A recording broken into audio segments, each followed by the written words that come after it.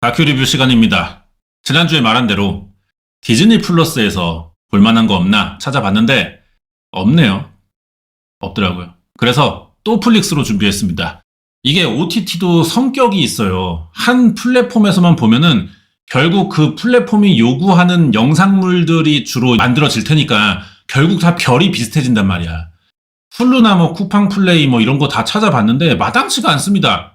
다큐 리뷰를 제가 실제 사건 위주로 준비하는데 소재가 없다. 그럼 드라마도 괜찮고 영화도 됩니다. 혹시 궁금하신 사건 있으면은 어디서 영화 봤는데 뭐 재밌더라. 드라마 뭐 실제 사건인데 이거 괜찮다 해줘라. 이런 거 댓글 좀 남겨주시고요. 여러분들의 도움이 좀 필요한 것 같아요. 그래서 어쩔 수 없이 또 플릭스 한 번 더 가겠다 이거야. 대신에 최신작이죠. 2026년 4월 3일에 나왔어요. 딱 2주쯤 된 것 같은데 모라이어 윌슨의 진실과 비극이라는 다큐죠. 솔직히 이거 나온 거는 진작에 알고 있었어요. 근데 예고편 보고 뭔가 노잼 느낌 나더라고. 뭔 엄복동 마냥 자전거만 계속 타고 있는 거야. 그래서 무슨 사이클 선수에 관한 내용인 것 같은데 표지가 딱 봤을 때 어때요? 느낌상 무슨 큰 업적을 이룬 선수가 알고 보니 로이더였다. 아니면은 무슨 뭐 이중 생활에서 날아갔다. 뭐 부상이다. 뭐 이런 정도의 느낌이 들었어요. 그래가지고 이런 종류의 스포츠 선수 다큐는 넷플에 또 많고 하니까 안 봤지. 노잼일 것 같아서. 살인사건 위주로 다큐를 또 찾기 시작했는데 마땅치가 않아 유독 이번 주에. 그래서 결국 이걸 봤어요. 그래서 너 진짜 믿어도 되는 새끼냐 내가 너? 그러면서 틀었는데 바로 후회했죠. 꾀괜히예요. 괜찮았어. 씨발 왜 예고편만 보고 제꼈을까? 나오자마자 바로 했어야지. 나온 지 얼마 안 된 다큐니까 화제성도 있고 이게 별로 알려진 사건이 아니거든요. 유튜브에서 범죄 사건 씹덕질 좀 해봤다 하는 분들도 이 사건까지 알기는 쉽지 않아요. 그래서 지금 합니다. 일단 제목이 뭐야? 모라이어 윌슨의 진실과 비극이죠. 모라이어 윌슨이 이 포스터의 이 여자입니다. 얼평부터 하자면은 그냥 뭔가 좀 밝고 긍정적인 느낌의 전형적인 착한 백인 여자 느낌이 나. 인간관계 좋고 얼굴에 자기 착하다고 써있어요. 실제로 주변 평가도 좋은 사람입니다. 그럼 왜 제목이 모라이어 윌슨의 진실과 비극이냐? 이건 이제 다큐를 끝까지 봐야 돼. 제목 그대로 알려줘요. 내 영상 같아. 유튜브에서 볼 수 있는. 제목이 좀 노잼이라 어그로성이 떨어지는데 보면 또 괜찮아요. 자, 그러면은 이 모라이어라는 여자에게 뭔 일이 있었길래 진실과 비극까지 나오냐? 좀 알아보자면은 1996년 5월 18일 천둥이 치는 날이었대요. 모라이어가 이날 미국 뉴햄프셔주 리틀턴이라는 데서 태어납니다. 첫째 딸로 태어나는데 다큐 켜면은 홈비디오 어릴 때 기어다니는 비디오로 시작하거든. 이거 보면은 부모가 모라이어를 얼마나 신경 써서 키웠는지를 좀 알 수 있고 이어서 이때를 이야기하는 부모 인터뷰가 또 나와. 사실 뭐 부모들은 다 똑같은 말 하죠. 모라이어는 내 심장이고 뭐 눈에 넣어도 안 아프고 모든 걸 다 해주고 싶고 뭐 이런 식의 얘기합니다. 이름에서 일단 부모와 모라이어의 관계가 보이는데 풀 네임이 애나 모라이어 윌슨이야. 미국에서는 퍼스트 네임이 이름이잖아요. 그래서 애나라고 부르면 되거든요. 근데 또 가까운 사이면 어때? 애칭이란 게 있죠. 애나 그러면은 보통 앤 이렇게 많이 부를 것 같은데 얘는 애칭을 미들네임을 쓰잖아. 그럼 미국에서 미들네임이 뭐냐는 거예요. 미국은 비슷비슷한 이름들이 많아요. 똑같은 이름 너무 많고 그러다 보니까 미들네임을 추가할 때가 있습니다. 여기에는 보통 부모 성을 많이 쓴대요. 종교가 있으면 세례명 같은 걸 쓰기도 하는데 한마디로 미들네임은 그 사람만의 어떤 의미가 있다는 거지. 이걸 애칭으로 쓴다는 거는 부모가 얘한테 얼마나 애착이 있냐 이런 걸 좀 볼 수 있는 부분인 거죠.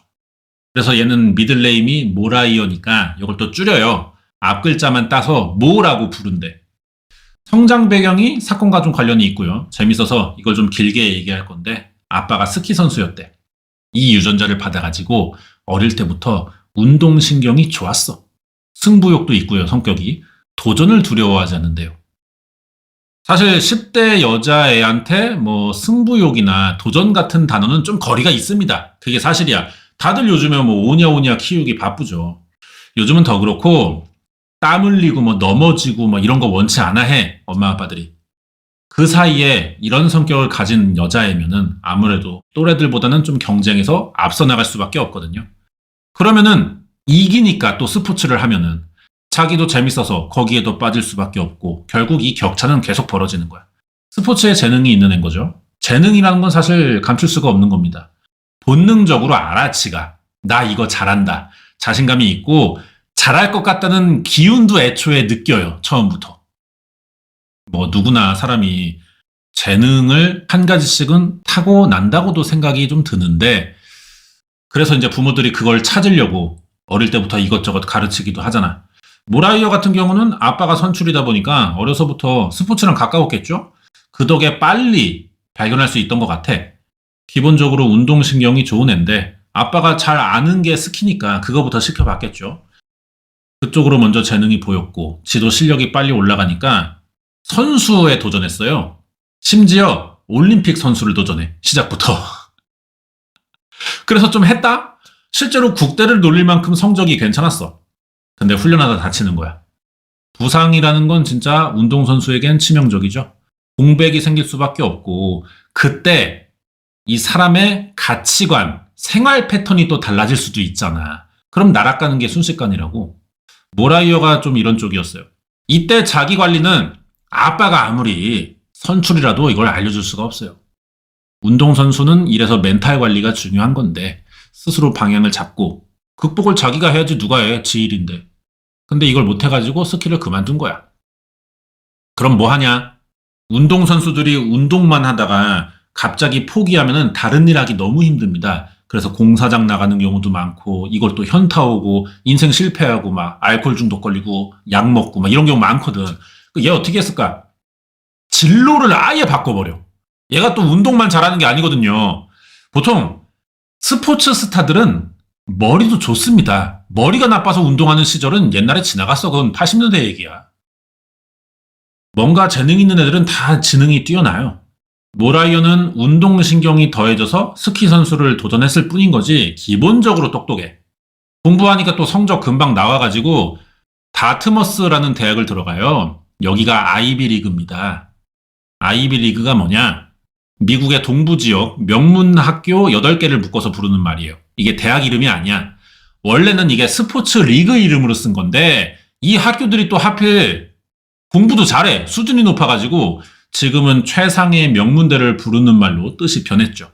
아이비리그 나왔어. 엘리트 스포츠 선수 하다가. 여기서 공학을 전공해요. 근데 공부만 하니까 또 책상에 앉아있잖아 맨날. 몸이 심심한 거야. 취미 삼아 자전거를 탔지? 다치기 전부터 사이클을 좀 탔어요. 스키가 일단 계절 운동이니까 여름 되면은 스키를 못 타. 눈이 없잖아. 체력 관리 삼아 다른 운동을 할 수밖에 없는 종목인데 그때 이제 사이클을 좀 탔다는 거죠. 그리고 이제 은퇴하고 나서는 재활 목적으로 타다가 뭐 취미로 하다 보니까 또 재능이 있네 여기도. 재활 운동하는 거 보고 사이클 코치가 랄로 빙의해가지고 너 임마 재능 있어. 사이클 너 계속해. 이미 전공 살려서 대학 가고 취업도 하는데 이 말 한마디에 바로 회사 그만둡니다. 사이클 선수에 도전해버려요.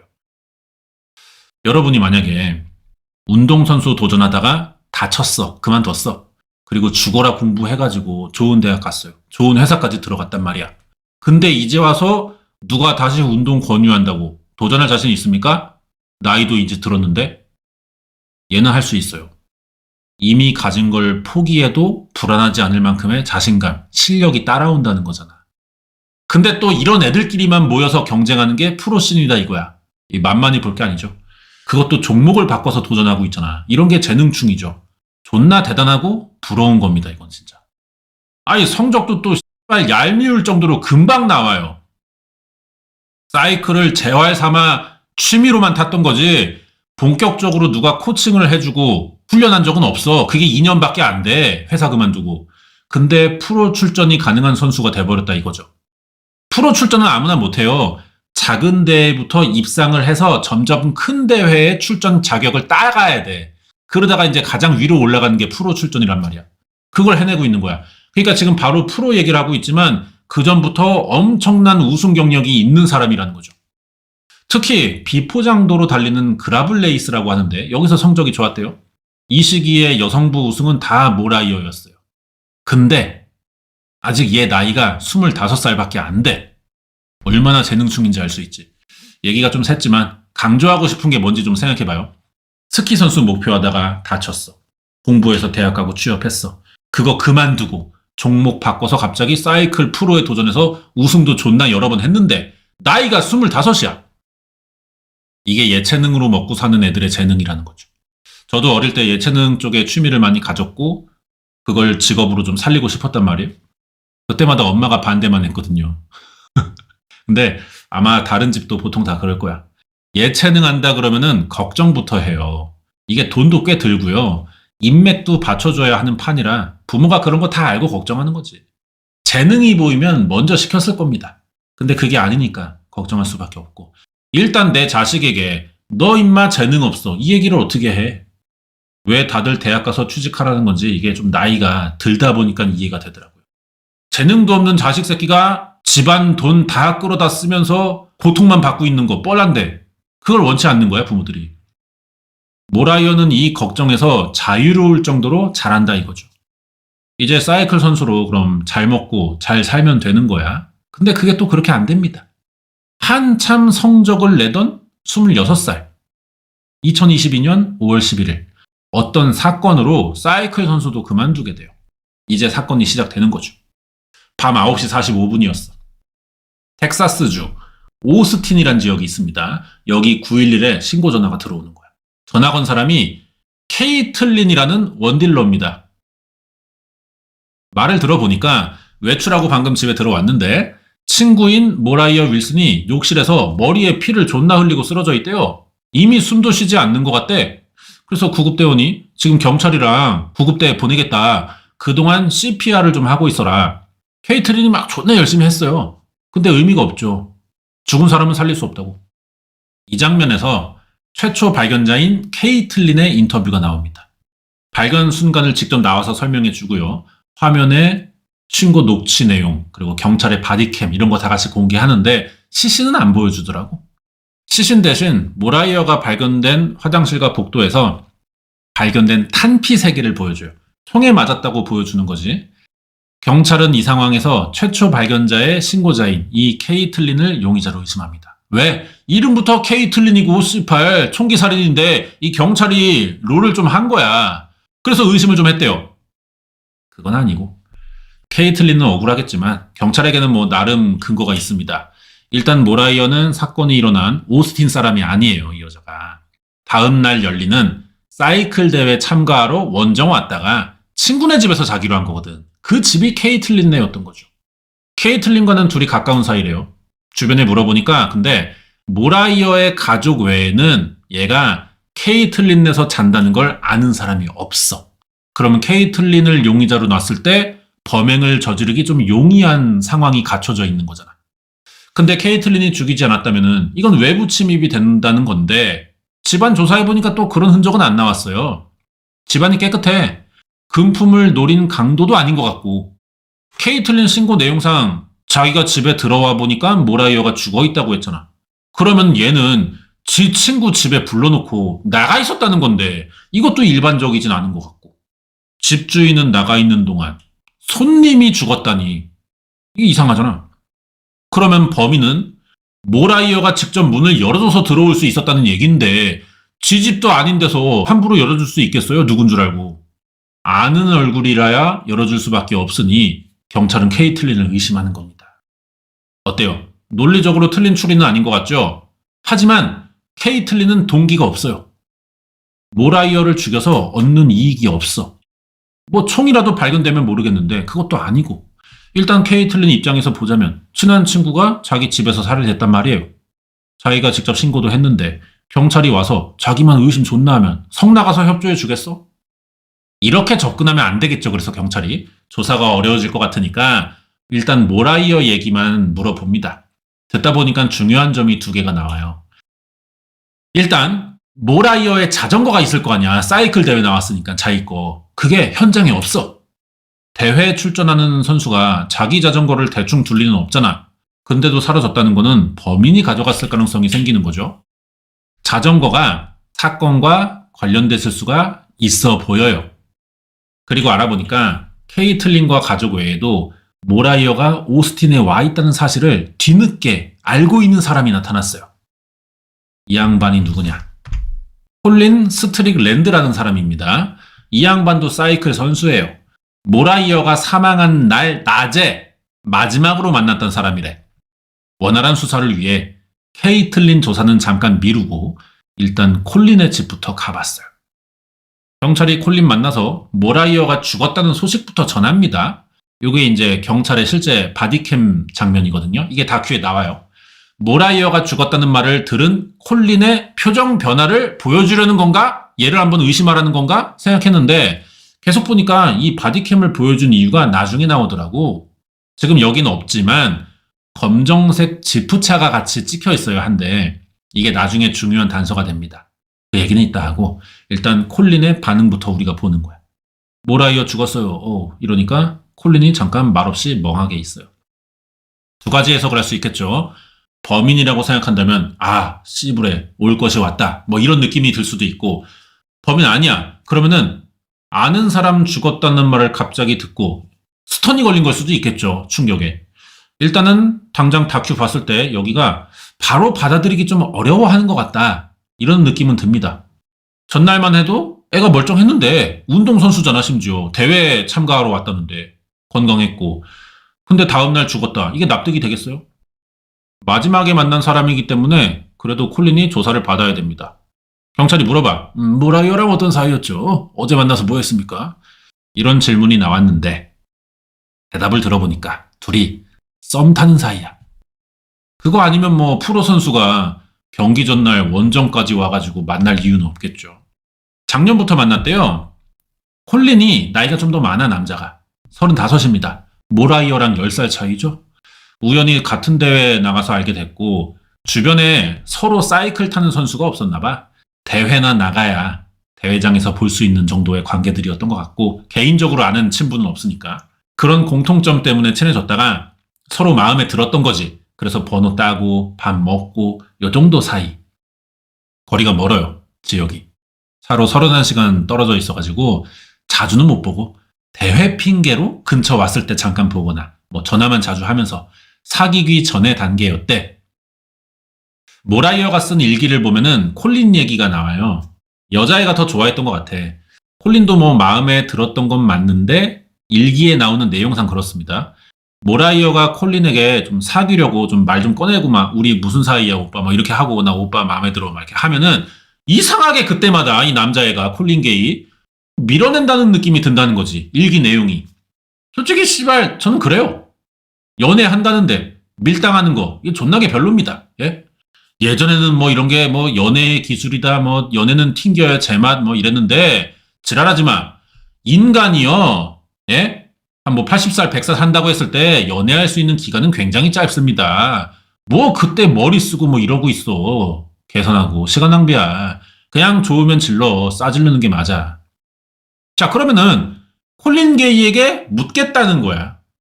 왜 모라이어가 적극적으로 여자가 먼저잖아 그것도 적극적으로 나오는데 왜 안 사귀냐 너 뭐야 콜린에게 문제가 있어요 이 새끼 꽤 큰 문제야 이 새끼 4년 정도 만나던 여친이 있습니다 심지어 같이 살아요 근데 얘가 이 모라이어 만나던 시기에 지 여친이랑 좀 자주 싸우고 있었대 주변에 이런 애들이 있습니다 맨날 싸우고 헤어졌다고 연락 와. 야, 한잔 하자. 그래서 이제 내가 또 만나가지고 같이 술 먹어주고, 야, 잘 헤어졌어, 엄마. 여자 뭐 또 만나면 되지. 뭐 너 걔랑 결혼하려고 만났던 것도 아니잖아, 처음부터. 밤새 얘기 듣고 애새끼 막 울고 지랄하는 거 내가 계산도 해 또 심지어. 그리고 보냈어. 밤에 택시 태워갖고. 다음날 다시 사귄대. 뒤지고 싶냐? 개놈의 새끼들아. 연락하지 마. 다 죽여버릴 거야, 진짜. 맨날 주변에 뭐 얘 때문에 힘들다 뭐 이지랄만 하는데 또 보면 잘 만나 개새끼들. 존나 피곤한 스타일이야.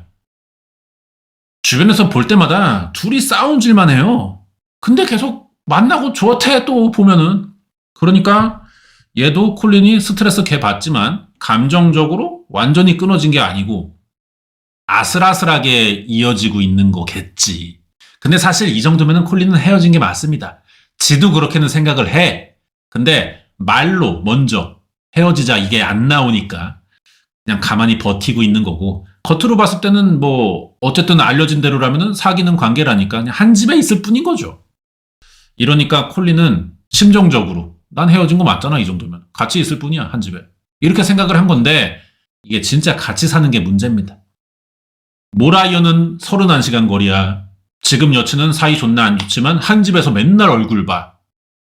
어쩌다 보니까 지금 여친이랑 또 화해를 해버렸어. 그러니까 콜린이 고민이 많아진 겁니다. 모라이어가 더 어려요. 좋긴 한데 정작 옆에 누워 자는 건 지금 여친이지. 얘를 내보내야 내가 떳떳하게 모라이어를 자전거 타고 가서 만날 수 있겠지만 사귈 수 있겠지만 거리가 머네. 양쪽 다 장점이 있고 단점도 너무 커요. 그러니까 이 새끼가 가운데서 뭘 골라야 할지 모르는 비응신 같은 상태가 된 거죠. 이럴 때는 미래를 예상해 봐야 됩니다. 콜린 지금 35이야. 사이클 선수는 전성기가 20대 중반부터 30대 초반까지입니다. 그렇게 길지가 않아요. 30대 후반까지도 타는 선수들이 있긴 한데 성적 내긴 어렵겠죠. 이게 도가니가 옛날 같지 않거든. 콜린도 이 시기가 왔기 때문에 은퇴를 생각 중이었어. 지금 여친이랑도 그래서 은퇴하고 나서의 사업도 준비 중이었고 뭐 벌려둔 게 있으니까 정리하려면은 많은 거 감당해야겠죠. 뭐 커플 요금제 해지부터 해가지고. 정도 쌓였고 또 사이 안 좋지만. 그리고 나이 차이가 어쨌든 10살이니까 아무리 여기가 미국이라고 해도 세대 차이 있을 텐데.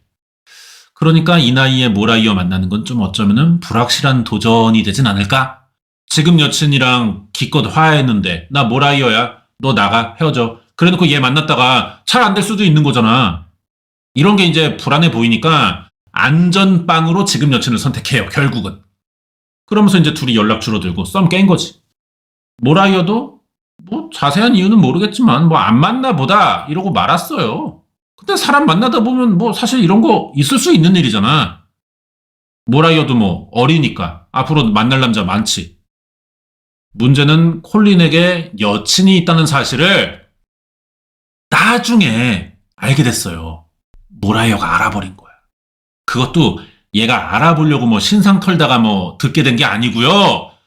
어이구야, 콜린 여친이 모라이어한테 전화를 건 거야. 이게 잘 생각해봐요. 모라이어가 이 새끼 쎄한데 콜린? 뭐 좀 있나? 뒤를 캔 게 아니야. 그냥 자연스럽게 남녀의 이별이다 이렇게 받아들이고 살았어. 근데 어느 날 남자가 말한 것도 아니고 얘 여친한테 직접 듣는다는 건 뭐야. 속은 것도 속은 거지만 이게 데미지가 달라요. 얘네가 썸 깨고 몇 달 뒤야 또 심지어. 콜린 여친이 콜린 핸드폰을 만지다가 둘이 연락한 걸 본 거지, 메시지를. 그러니까 지네 싸워가지고 막 야 됐어 헤어져 이럴 거면 나도 못 살아 같이 이러던 시기에 알게 됐던 것 같아. 지네 잠깐 사이 안 좋을 때 모라이어를 안 거야. 이걸 가지고 이제 와서 콜린 여친이 전화를 건 겁니다. 이 여자애도 참 문제인 게 콜린이랑 이거에 대해 얘기를 해가지고 남친한테 얘기할 수도 있잖아. 걔랑 이제 연락하지 마, 끊어, 차단해. 이래서 콜린이 오케이 알았다 그러고 넘어갈 수도 있는 건데 남친한테 알리지도 않고 지가 다이렉트로 전화를 건 거죠. 일을 키우는 거야 지금 이거. 사실 콜린이 다 설명할 수 있는 거잖아. 그때 잠깐 연락하던 건데 너랑 사이 나빠서 나는 지금 너랑 헤어지는 건 줄 알고 그때 알게 된 애랑 연락 잠깐 했다. 지금은 아무 사이 아니다. 너랑 화해했지 않냐. 이러면 끝이란 말이에요. 근데 씨발 지 혼자 일을 벌려가지고 일방적인 통보를 모라이어 씨죠? 나 콜린 여친인데요. 연락하고 그러는 거 불쾌해요. 그러지 않았으면 좋겠어요. 뭐 이지랄 한 거야. 모라이어도 얼탱이가 없잖아요. 지금 연락 안 한 지가 몇 달인데. 그리고 나서 콜린한테도 모라이어랑 연락하지 말라고 순서를 바꿔서 경고를 하는 거야, 이 여자가. 그래서 둘이 이거 사실 자연스러운 남녀의 만남과 끊김인데 이 여자 때문에 둘이 어색해졌어. 당연히 연락할 일은 없지만 뭐 차단한 것도 아니거든요. 어차피 대회 나가면 얼굴 볼 게 뻔하고 뭐 자연스럽게 끊어졌는데 이제 와서 굳이 피곤하게 서로 기분 나쁜 소리 해가면서 뭐 해명하고 설명하고 물어보고 이렇게 매듭질 건 아니었거든. 사적으로 그냥 연락 안 하면 그만이야. 그리고 어쩌다가 보게 되면 아 그때 쏘리 익스큐즈 했어 이래도 돼요. 근데 이 여자 때문에 일이 커진 거야. 그러다가 2025년 5월 10일이 옵니다. 모라이어가 이제 오스틴에서 열리는 사이클 경기에 참가하러 왔지. 콜린이 또 하필 오스틴 살거든. 진짜 온 김에 이제는 아는 오빠 됐잖아. 물어볼 게 생겼어요. 이미 쿨해졌고 아쉬울 게 없어. 일단 선수로서는 선배니까 스폰서 관련해서 물어보고 싶은 게 있었대. 얘가 경력이 많다 보니까 그냥 진짜 선배로서의 조언은 들을 수 있잖아. 보통 여자들은 이걸 그렇게 생각 안 하겠지만 진짜 모라이어가 연락한 내용은 그것 때문이에요. 메시지가 남아있으니까. 이런 메시지를 보여줘도 나 안 믿어. 이거 핑계 삼아 둘이 또 만나보려는 거 아니야? 이렇게 오해하겠지만 씨발 여러분 좀 단순하게 좀 삽시다. 모라이어가 진짜로 그 당시에 스폰서 선정과 계약 문제로 고민이 많았어요. 콜린은 경력이 10년도 넘고 여러 군데에서 스폰을 받고 있었거든. 그러면은 분명히 도움받을 구석은 있는 거야. 콜린도 뭐 시간 많이 지나서 그런지 어색하지 않고 다음날 만나자 오케이 했어요. 근데 이 새끼들이 뭐 미국인들이라 그런지 모르겠는데 분명히 만나기로 약속한 이유는 스폰서 문제에 대한 상의 의논입니다. 근데 같이 수영장을 갔어. 수영 끝나고 같이 햄버거도 먹었어. 이건 나도 이해 못하겠어. 아니 씨발 수영장을 왜 가? 뭐 수영 스폰 따러 갔냐고. 할 얘기만 하고 그냥 뭐 씨발 그냥 커피나 한잔 하면 그만이지. 뭔 햄버거까지 먹어. 좀 과하거든요. 뭐 미국이니까 이 정도는 되는 건가? 모르겠어. 여기서 약간 이상해지는 게 또 나와요. 콜린이 모라이어의 번호를 저장해 두고 있었는데 이름이 달라. 모라이어를 크리스틴으로 저장해 둔 거야. 왜 이랬겠어요? 여친 몰래 계속 만나는 건가? 아니야.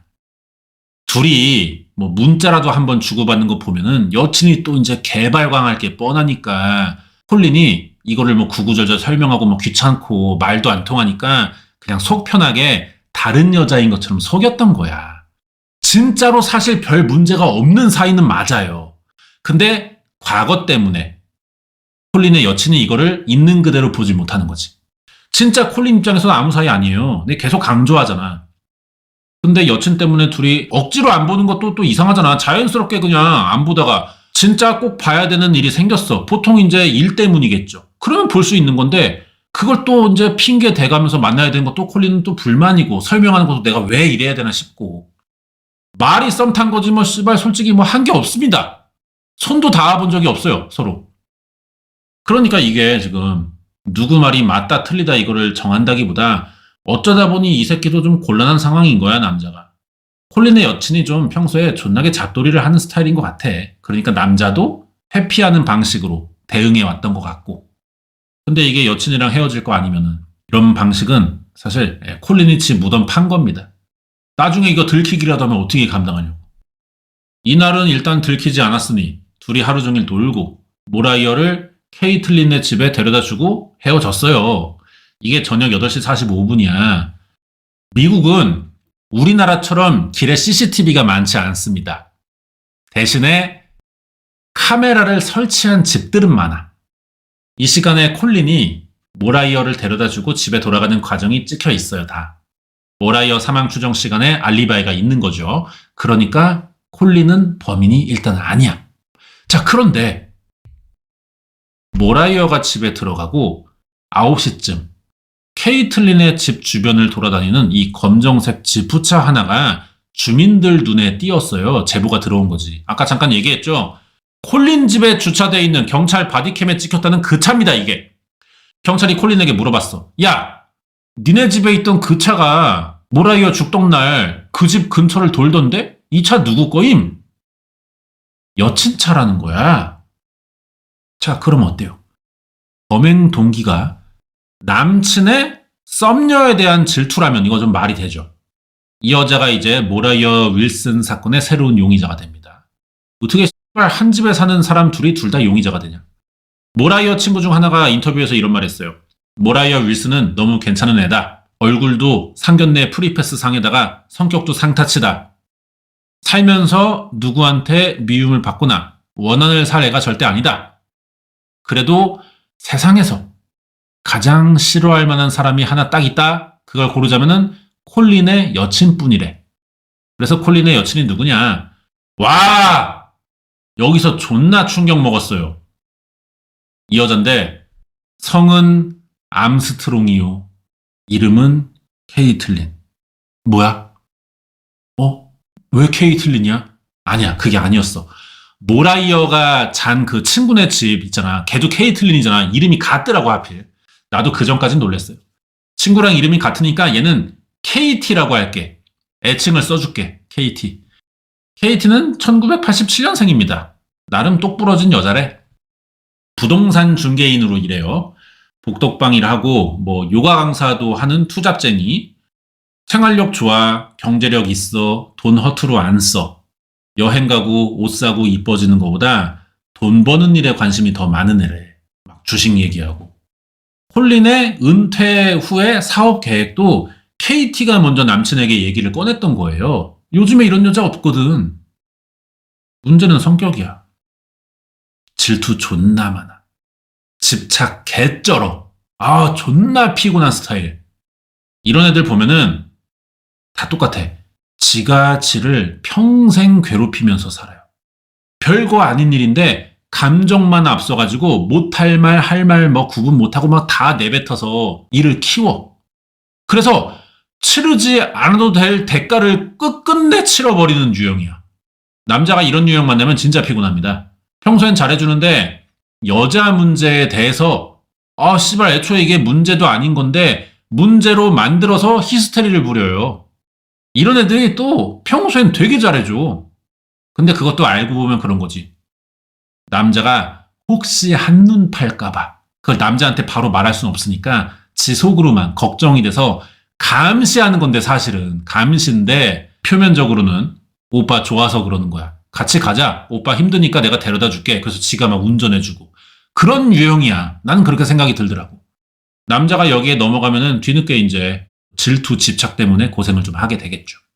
근데 이게 처음부터 씨발 나한테 잘해주면은 그게 좋아서인지 감시인지 집착인지 이걸 내가 뭐 어떻게 알아요. 그러니까 우연히 그냥 걸리면 좆되는 그런 겁니다. 얘 하는 짓을 보면은 콜린이 이름 바꿔가면서 모라이어 만난 게 이해가 돼요, 진짜. 정도가 그래. 콜린의 핸드폰을 지 거 마냥 수시로 뒤집니다. 지 태블릿이랑 아예 연동시켜가지고 콜린에게 오는 이메일, 문자, 뭐 은행 계좌, 어디서 돈 썼는지 다 실시간으로 들여다본대. 그럼 나는 시발 KT 인연에게 묻겠다는 거야, 또 이번에는. 너 대체 언제까지 이러고 살 거냐? 뭐 결혼하면 안심이 돼, 그때부터는? 어떡할 거야? 왜 지가 지를 괴롭히면서 산다는 건지 알겠죠?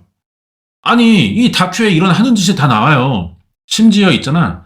콜린이 운동선수잖아. 이 운동량을 기록하는 어플들이 요즘에 있잖아요. 심박수 체크하고 그 애플워치 이런 걸로도 다 확인이 되잖아. 그 어플도 싹 다 지 거에 연동시켜서 실시간으로 운동하고 있는 내용들, 운동량 다 감시해.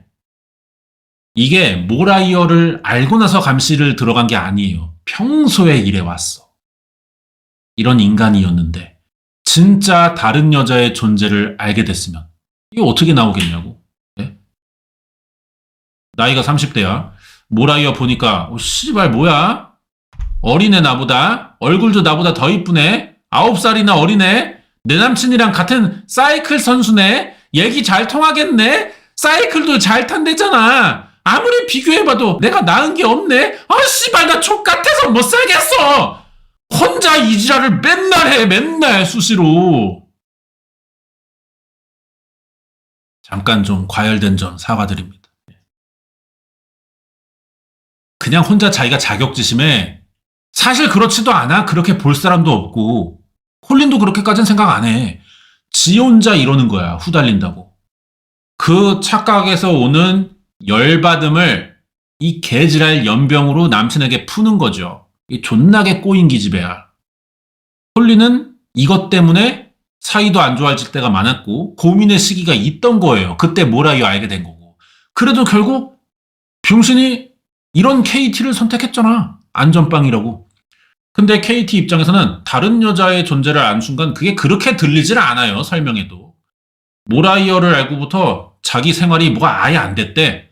하루 종일 그년 얼굴이 떠올라. 신경 안 쓸라 그래도 뭐야 지금 연락한 거 아니야? 계속 타블렛 열어봐. 주변 캐고 인스타 염탐하고 지 친구들에게 우연이라도 모라이어 만나면은 막 머리 끄댕이다 바로 그냥 죽탱이 날린다, 이빨 다 뽑는다, 막 이런 소리만 하고 살아. 그러다가 사건이 일어난 5월 11일이 된 거죠. 콜린이 아는 사람이랑 저녁 약속이 있다고 외출했어요. KT에게 그렇게 말한 거야. KT가 이제 쿨하게 알았어, 갔다 와. 이게 근데 쿨한 거겠어? 여자가 이렇게 말한 게 진짜 알았어, 갔다 와 그거겠냐고. 솔직히 신경 쓰인다고 걱정된다 뭐 이렇게 말하면 또 모르겠는데 이런 집착하는 과의 애들 특징이 자존심을 또 존나게 부려요. 지 솔직한 마음은 말할 줄 모르고 지랄만 하자니 또 자존심 상하니까 쿨한 척 억지로 하는 겁니다. 근데 진짜 쿨한 게 아니니까 결국 또 지가 타블린 열어서 지를 괴롭히는 것밖에 안 돼. 바로 콜린 나가자마자 연동된 어플을 켭니다. 문자를 확인했어요. 오늘 만난다는 그 아는 사람이 크리스틴 윌이라는 걸 확인했어. 어떻게 알았어? 크리스틴 윌로 저장은 돼 있어요, 메시지가. 근데 위에 내용 확인해보면 내가 저번에 봤던 모라이어랑 보낸 문자 내용이 있잖아. 그래가지고 또 문자가 계속 오잖아. 어디야, 나 도착했어, 이런 게 모라이어에게 오잖아. 오늘 라이딩하기 좋은 날씨다. 정말 날씨 맑다. 곧 만나자, 콜린 게이야. 이러면서 모라이어가 지 자전거 타는 셀카도 찍어 보냈어. 얼굴을 알고 있으니까. KT는 이제 크리스틴 윌, 이 새끼가 모라이어였구나, 인연이. 지금 남친이 만나러 가는 게 인연이구나. 그리고 씨발, 남친 새끼 그동안 나 속이면서 이름 바꿔 저장해가지고 계속 만나고 있었어. 너 뒤졌어. 존나 열받은 거야. 바로 콜린 위치 추적에 들어갑니다. 콜린이 운동선수니까 어플로 운동을 기록하잖아. 그걸로 대충 위치 추적이 돼요. 어디서 어디까지 사이클 탔다 이런 게 나오니까. 이거를 몇 시간을 쳐다보면서 KT가 위치 확인만 했겠냐? 각종 온갖 망상으로 분노 게이지를 막 올리고 있겠죠. 이제 터져 조금 있으면 거의 메가나르 궁 써. 저녁 9시 됐어요. 게이지 다 찼어. 콜린이 데려다 주면서 모라이어가 어디서 오늘 자는지 집을 알게 됐습니다. 위치를. 이 뒤로 무슨 일이 일어났는지 다큐에서 제대로 보여주진 않지만 우리는 추측이 되죠. 밤 9시 15분에 이 동네에 여자 비명소리랑 총성 2발이 들렸대요. 그리고 잠깐 있다가 한 발이 더 발사되는 소리가 옆집 카메라에 잡혔어. CCTV에. KT가 찾아가서 모라이어에게 쏜 거겠죠. 그리고 현장을 조작하는데 모라이어가 가져온 자전거를 훔쳐나오더라고. KT가.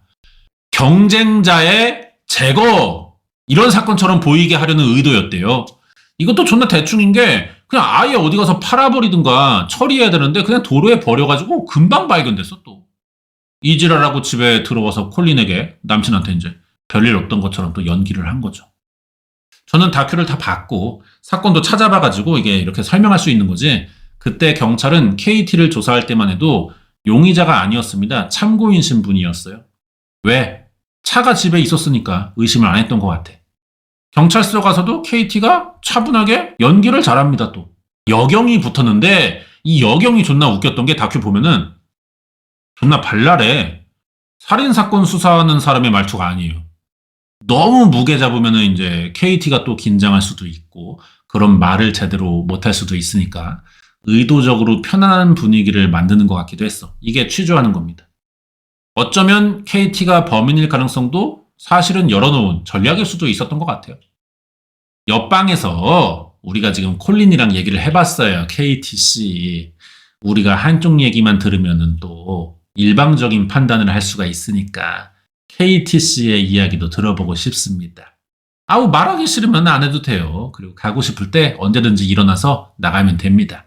하지만 그렇게 된다면 어쨌든 우리는 남친 콜린의 얘기만 듣고 상황을 다 판단해야 되잖아요?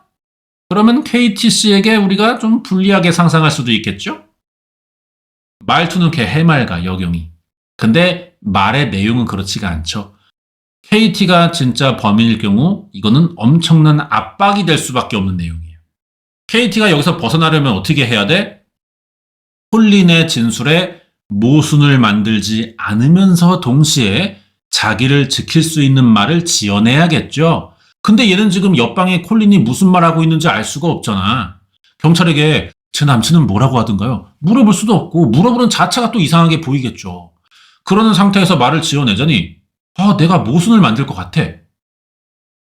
그러면은 얘가 살아날 수 있는 방법은 아예 남친을 팔아가지고 범인을 남친으로 몰아갈 수밖에 없거든요. 그러자니 상황이 너무 극단적으로 가고 외통수에 걸린 거야. 그래서 우리의 KT 어떤 전략을 짜냐? 개퉁명스럽게 아몰랑 이걸 사용합니다. 모라이어가 누군데요? 사이클 선수예요? 난 잘 몰라요. 사이클 안 타봤어요. 이런 식이에요. 물어보는 것마다 몰라요. 기억이 없어요. 그거 어떻게 다 알아요? 이래버려. 그러면은 이날은 집에 갈 수 있을 거예요. 근데 대신에 며칠 안 돼서 이 새끼가 말한 것 중에 뭐 하나라도 사실은 모르는 게 아니었다는 증거가 나와버리면 거짓 진술한 게 되잖아.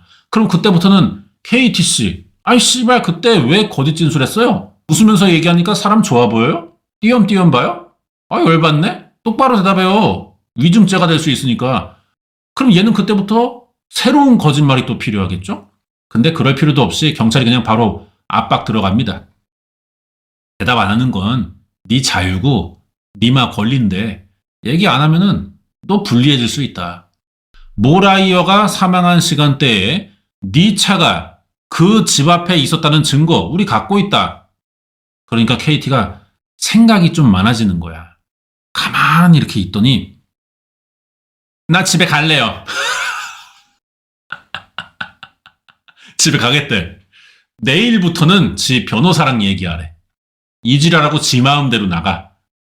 사실 여기부터 KT는 범인 확정이에요. 근데 이 조사에도 룰이 있지 않습니까? 당장은 참고인 신분이라 집에 가겠다고 하면은 아무리 경찰이라도 이거는 말릴 수 없어요. 일단 보내주지. 케이틀린이 집에 갔지만 옆방에서는 계속 콜린이 조사받고 있었습니다. 당장 경찰은 콜린을 더 많이 의심했던 것 같아. 그러다가 이제 권총 얘기가 나왔어. 총기 살인이니까. 권총 얘기에 콜린이 맞다. 저 총이 있어요. 개인 안전 목적으로 2자루 샀습니다. 자기가 더 먼저 적극적으로 말하는 거야. 콜린이 범인이면은 총 얘기야. 이게 흉기인데 이렇게 적극적일 수가 없거든요. 자기 거는 비밀번호 눌러야 여는 금고에 보관 중이고요. 다른 하나는 여친 줬습니다. 둘 다 우리는 총이 있어요. 무슨 종류인지 물어봤어. 9mm 권총이래. 모라이어의 사망 현장에서 탄피 3개 나왔잖아요. 모라이어가 머리에 2발, 가슴에 1발 맞았어요. 특히 머리에 1발은 쓰러지고 나서 확인 사살하듯이 위에서 아래로 쏜 것 같아. 이 피부가 뚫린 각도를 보면 알 수 있으니까. 근거리입니다, 심지어. 그래서 총알이 머리를 관통하고 바닥에 박혔어, 또 총알이. 이 총알이 9mm 권총이에요. 이제서야 퍼즐이 맞았다 생각한 경찰은 바로 KT 암스트롱을 유력 용의자로 보고 체포를 시도하는데 늦었어. KT는 집에 없어요. 이 새끼도 눈치가 있나 봐. 경찰서 나가자마자 도망간 거야. 런을 쳐버렸어, 지금. 뒤늦게 경찰이 2년 집을 뒤져서 총을 찾았습니다. 그게 이거예요, 실제 사진. 자, 여러분. 총에는 지문이 없었습니다. 닦았겠지. 하지만 여기서 나온 총알에는 지문이 남아요. 사람이 만진 지문이 아니라 총알에도 다 고유 지문이 있어. 강선이라고 해서 총이 발사되면은 이 총구를 지나갈 거 아니야. 그 총구에 긁히면서 미세한 흠집이 남아요. 이 총에서는 같은 흠집의 총알밖에 안 만들어지겠죠. 그래서 지문이라고 불러. 이 강선 자국을 대조하면은 어느 총에서 발사된 총알인지 알아낼 수 있단 말이야. 모라이어가 맞은 총알은 이 KT 총에서 발사된 게 맞아 확인됐어. KT 바로 수배 내렸습니다. 끝난 거야 이제. 찾기만 하면 돼. 근데 인연이 존나게 난년인 게 도주 과정이 생각보다 용의주도합니다. 경찰서 조사받고 나 집에 갈래요. 그날 바로 검은 지프차 그거부터 팔아요. 차 판매 서류가 준비되는 동안 핸드폰 새로 개통했고 전에 건 포맷해서 버렸어. 차 팔았으니 현금이 좀 생기잖아? 며칠 전부터 인연이 경찰 찾아오고 막 남친 조사하겠다 이런 말 나올 때부터 도망갈 준비를 했나 봐. 다니고 있던 회사 돈도 슈킹했어요. 회사가 얘한테 돈을 좀 줬대. 얘가 투자를 잘하나 봐. 회사 자금 좀 불려보라고 4만 달러를 맡겼는데 이거 가지고 이제 뉴욕 가는 비행기 타버린 거야. 뉴욕은 복잡하니까 거기 숨으면 찾기 힘들겠다고 생각한 것 같아. 이 작전이 통합니다. 경찰이 뉴욕까지 쫓아갔는데 공항에서 놓쳐요. 그 뒤로는 진짜 행방을 알 수 없는 거야. 아무리 뒤져도 안 나온대. 이상한 게 뉴욕까지 가는 도주 경로 다 파악했어. 그리고 수사력도 엄청 동원했어. 아무리 이 정도면은 뉴욕이라 해도 안 잡힐 수가 없거든요. 뭐 뉴욕 경찰은 바보냐? 그러면 어때요? 가능성이? 해외로 나갈 수도 있겠죠. 출입국부터 막고 공항 기록 뒤졌습니다. 없어요. 출국도 안 했어. 이게 말이 안 되는 상황인 거야. 조사대로면은 이 새끼 지금 뉴욕에 갇혀 있어야 돼. 뉴욕에 갇혀 있기 때문에 뉴욕 경찰이랑 공조하면 이 새끼 결국은 걸릴 수밖에 없거든요. 왜 이렇게 안 나오지? 이상해가지고 주변 관계를 알아봤더니 얘가 여동생이 있습니다. KT. 동생이랑 헷갈릴 정도로 닮았어. 아, 이건가? 동생 행적을 보니까 마침 코스타리카로 나간 상태더라고요. 근데 동생의 생활 반응을 보면 또 미국에 있습니다. 야, 이게 뭐야? KT 인연이 동생 이름으로 비행기를 탔다는 거죠. 동생 여권 들고 나간 것 같아요. 그리고 코스타리카를 뒤졌더니 성형외과에서 동생 이름이 확인됐어요. 아예 그냥 코스타리카에서 동생 신분으로 살려는 것 같아. 병원 확인해보면 무슨 수술 받았는지 다 알 수 있잖아. 최대한 동생이랑 똑같아 보이려고 눈, 코 뜯어붙였고요. 머리도 같은 색으로 염색한 거야. 도망치는데 신경을 엄청 썼죠. 이게 단기간에 이렇게까지 대응이 될까 싶어요. 아마 미리 모라이어 죽이기로 결심했을 때부터 준비한 것 같고 여기까지는 뭐 다 성공하고 있습니다. 하지만 미국 경찰은 다 추적했다 이거야. KT가 만약에 경찰이 코스타리카까지 따라왔다고 생각하지 못한다면 그 가능성을 예상 못하면 얘는 여기서 잡히는 거야. 당연히 경찰은 코스타리카에 들어왔고요. KT의 정보를 수집합니다. 결국 위치를 특정하는데 니코야 반도라는 지역이래요. 여기가 어떤 곳이냐? 요가의 성지로 유명해. 이 새끼 요가 강사잖아. 이 새끼 지금 도주한 지가 몇 달 됐고요. 돈을 꽤 썼겠죠? 생활비가 슬슬 필요해질 거란 말이야. 의도가 보이니까 이제 경찰이 체포 작전을 합니다. 유인하는 건데 이 지역에다가 영어 가능한 요가 강사 구합니다. 미국인 환영. 이렇게 가짜 광고를 냈어. KT가 이걸 경찰의 함정이라고 생각할 수 있겠어요? 연락이 옵니다. KT가 직접 전화했어, 경찰한테. 저 요가 자격증 있는데요? 그래가지고 잡혀. 이게 체포 장면이에요. 이렇게 사건 43일 만에 2022년 6월 29일 호텔에서 체포됐는데 범행 동기는 뭐 콜린 때문이에요. 지남친이랑 모라이어가 친해 보이니까 심각한 질투에 망상병에 분노가 커져서 살인을 저지른 거죠. 별거 아닌 일이었는데 알고 보면 그거 가지고 사람한테 총을 3발 갈긴 거지. 얼마나 이 질투, 집착, 망상이 심한 인간인지 알겠죠? 예를 들어서요. 우리가 뭐 불륜이나 치정 사건 같은 거 보면은 여자들이 특히 바람핀 새끼보다 바람난 그 상대 여자한테 더 화내는 경우들을 볼 수 있거든요. 상황마다 다르겠지만 이런 경우들이 꽤 많아요. 배우자는 용서해주고 상대방만 각종 소송으로 쥐잡돌이 한단 말이야. 당연히 이번 사건이 불륜은 아니에요. 실제로 콜린이랑 모라이어는 썸을 잠깐 탄다곤 했지만 손도 잡아본 적이 없는 사이야. 왜? 안 사귀었으니까. KT는 혼자 각종 망상병 떨면서 지가 지를 괴롭혀 온 거죠. 그래도 이렇게만 생각하고 끝낼 게 아니라 구조적인 원인을 찾을 필요가 있잖아요. 왜 KT는 망상병이지만 자기가 믿는 남친이 바람났는데 상대방인 모라이어에게만 개지랄을 떨었냐고. KT는요, 콜린이 없으면 안 되기 때문입니다. 같이 살고 지도 돈을 안 버는 건 아니지만 콜린이 다 먹여 살리는 거랑 다를 바가 없었어요. 혼자도 살 수는 있습니다. 하지만 지금 같은 생활은 유지가 안 되니까 콜린에게 기생하고 있던 거예요. 이 새끼 기생충이야. 네? 캐생충. 이런 입장을 평생 숨기고 사는 여자들이 있다는 겁니다. 별로 마음은 없어요. 하지만 관계를 계속 유지할 필요가 있으니까. 대신 외부인이 되는 모라이어에게 이 사태의 책임을 전가하는 거죠. 어쩌면은 콜린에게 버려질까봐 계속 전전긍긍하면서 살아왔을 수도 있어요. 사실 두 명 다 화를 내야 되는 게 맞는데 남친은 건들면 안 되니까 콜린이 야 헤어져 꺼져 갈 길 가시기 해버리면 어떡해. 그게 겁나니까 남친에게도 내야 할 화를 모라이어에게 2배로 집중하는 거죠.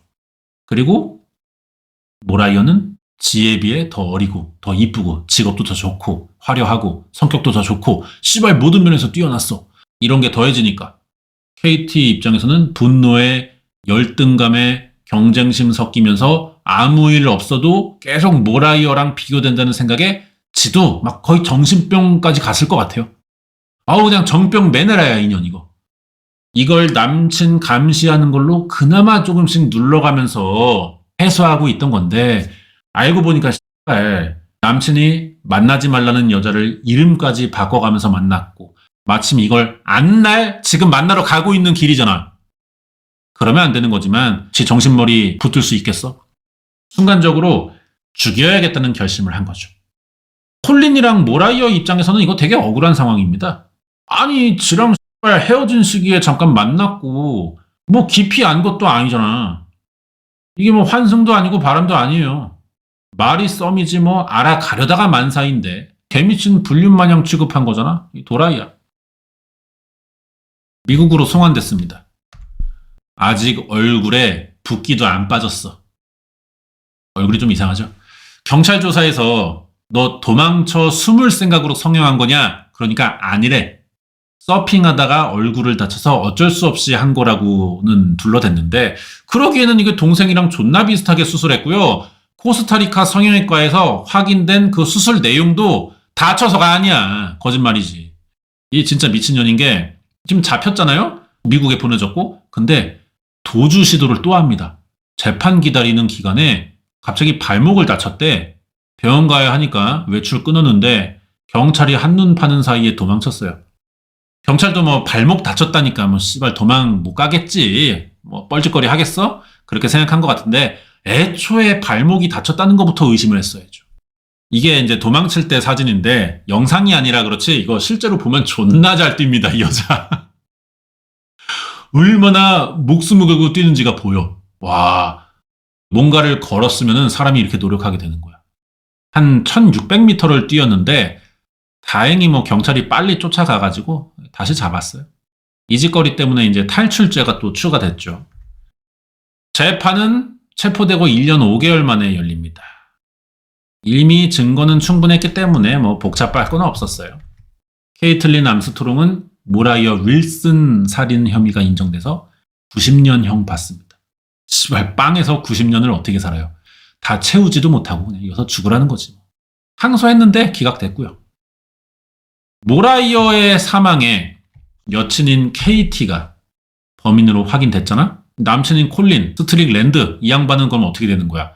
씨발 자기 잘못이 전혀 없는데도 스폰서가 있잖아. 기업 이미지가 또 생명이니까 지 잘못은 없는데 모든 스폰이랑 계약이 다 해지됐습니다. 이러면 프로 선수로서 사이클 타는 의미가 없잖아요. 은퇴할 수밖에 없었고 지금은 차량 정비사 됐어요. KT랑 계획했던 은퇴 이후 사업인지는 모르겠는데 존나 불쌍한 게 얘는 조사기간에도 여친을 믿었어. 경찰이 KT 의심된다면서 이것저것 물어봤는데 아우 걔가요 저를 존나게 잡들이는 하지만 그럴 만한 사람은 아닙니다. 그런 년이면 제가 어떻게 걔랑 4년 넘게 사귀어요. 우리는 이제 같이 사업도 준비 중이고요. 미래도 생각하고 있습니다. 이렇게 진술했어요. 근데 살인범이잖아. 이게 좀 미련한 새끼야 이거 좀. 모라이어 주변에서는 존나게들 안타까워했죠. 재능 있는 애였고 스포츠 선수들이 부상 아니면은 인성으로 보통 날아간단 말이에요. 모라이어는 부상을 극복한 선수고 인성이 너무 좋은 애야 일단. 꾸준했으면 진짜 업적을 남길 정도로 그 당시 씬에서 좀 알아주는 사람이었다고. 루키야 루키. 근데 이 미친년이랑 엮여가지고 말도 안 되게 죽으니까 이게 사람이 죽은 것도 그렇지만 선수로서도 너무 아쉬운 거야. 이 판의 손실인 거죠. 에이 개미친년 진짜. 사건은 여기까지고요. 정리하자면은 90분짜리 단편 다큐입니다. 시리즈로 나오기에는 이게 사건 내용이 너무 짧아요. 그래서 오히려 좋아. 여러 편이면은 다 봐야 되니까 준비가 좀 힘들더라고요. 단편을 좀 많이 찾는 중이에요. 왜 내가 다큐 찾기 힘들다고 하는지 알겠죠. 다큐 치고는 또 음악에 신경을 많이 쓴 편이기도 해요, 이게. 홈비디오 나올 때 초반부에 힘을 많이 줬어. 왜? 초반 시청률을 유지해야 되는 게 또 이제 OTT의 생명이잖아. 음악을 보니까 이게 기성곡이 아닌 것 같아요. 다큐 때문에 작곡을 새로 했다는 건데 영화 OST 수준의 퀄리티야. 다른 범죄 다큐보다 범인이나 뭐 수사 과정, 사건 자체보다는 모라이어 윌슨에게 좀 집중돼 있어요. 피해자 얘기. 그래서 감독이 사이클을 좋아하나 싶었거든요. 근데 그게 아니라 여자 감독이더라고. 이러면은 사건 내용보다 연출적인 부분에 신경 쓰는 경향이 있어요. 남자 감독들은 사건의 잔인성, 자극성, 얼마나 기가 막히게 수사하고 반전이 얼마나 큰가, 요런 데 좀 신경을 쓴다면은 여자 감독들은 이제 성별에서 오는 그 관점이 좀 다를 수밖에 없잖아. 그러니까 연출, 좀 영상미, 음악, 이런 거에 좀 신경을 좀 드리는 것 같긴 해. 그런 차이가 뭐 나쁘다는 게 아니라 보인다. 요즘에 다큐를 많이 보니까 그런 생각이 들더라고요. 특징이 그렇다는 거고요. 그래서 이제 좀 느낌이 다르기도 해. 추천드리는 다큐이기도 하고 편하게 보기 좋습니다. 지오토마토 신선도 좀 매겨보자면은 5점 만점에 한 3.4점 정도? 예, 그냥 뭐 중타 요 정도? 평타 정도 매길 수 있는 다큐입니다. 한번 볼만합니다. 넷플릭스에서 모라이어 윌슨의 진실과 비극 요 편 보시면 좋을 것 같아요. 오늘 다큐 리뷰 여기까지고 다음 주에 또 새로운 사건, 재미난 다큐 준비해서 오도록 하겠습니다.